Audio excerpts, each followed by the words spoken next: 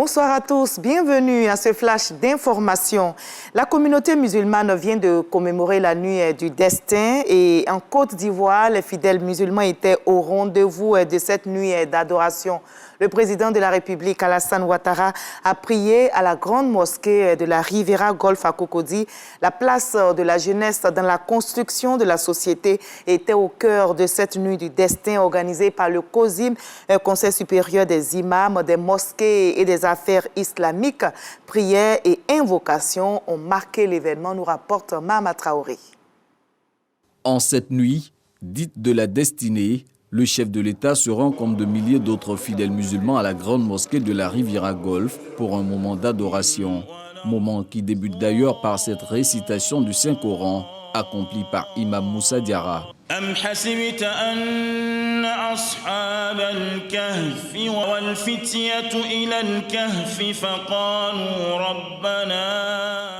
Durant quelques minutes, l'auditoire est captivé par cette voix évoquant quelques passages du Saint-Coran, livre saint de l'islam révélé au prophète Mohammed lors de la nuit du destin. C'est en s'appuyant sur ce guide que l'imam Abbas Touré va exposer sur le thème retenu cette année pour la célébration de la nuit du destin, à savoir la place de la jeunesse dans la construction de la société, responsabilités, enjeux et défis. Une partie de notre jeunesse aujourd'hui en manque de repères à cause de la démission de la cellule familiale. Hélas, la consommation de l'alcool, la drogue et la dépravation sexuelle sont devenus aujourd'hui les passe-temps favoris. Une jeunesse en manque de confiance à l'avenir qui se donne la mort par le suicide ou qui décide d'affronter la mort dans le désert ou sur la Méditerranée. Excellence, Monsieur le Président de la République, si nous voulons changer le comportement et la mentalité de nos jeunesses, cela doit impérativement commencer d'abord par nous-mêmes. Est-ce que nous sommes de bons exemples pour nos enfants? Qu'est-ce que nous avons appris et inculqué aux jeunes comme valeurs spirituelles et sociétales?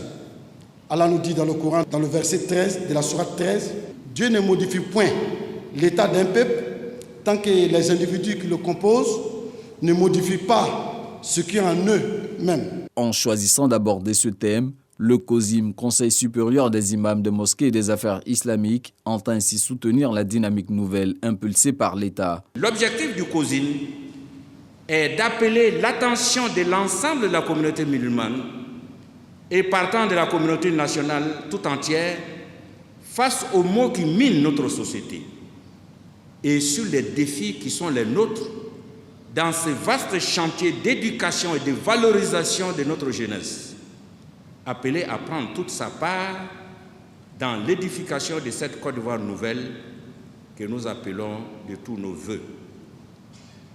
L'oisiveté étant source de vices, nous voudrons vous encourager, Monsieur le Président, à offrir davantage d'opportunités de formation, d'apprentissage et d'insertion professionnelle à nos jeunes, de financement de leurs projets et d'amélioration des conditions d'épanouissement et de bien-être de la jeunesse.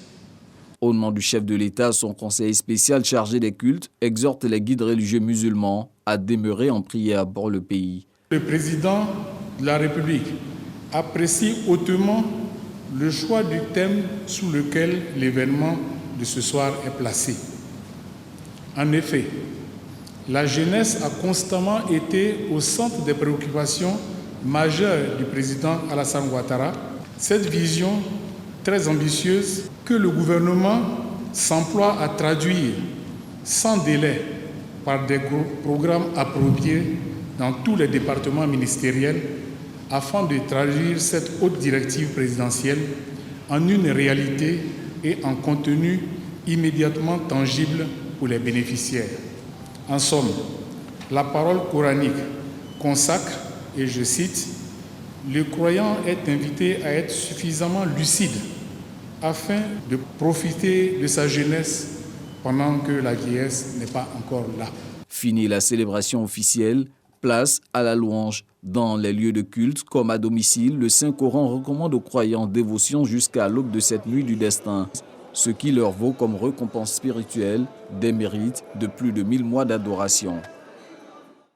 À l'étranger, en Tunisie, Rachid Ranouchi, le chef du parti d'opposition Ennahda, a été arrêté ainsi que plusieurs cadres du mouvement islamiste. L'ancien président du Parlement tunisien a été arrêté hier à son domicile et au lendemain de son arrestation, les autorités tunisiennes ont procédé à la fermeture du quartier général d'Ennahda ainsi que les bureaux lui appartenant sur l'ensemble du territoire.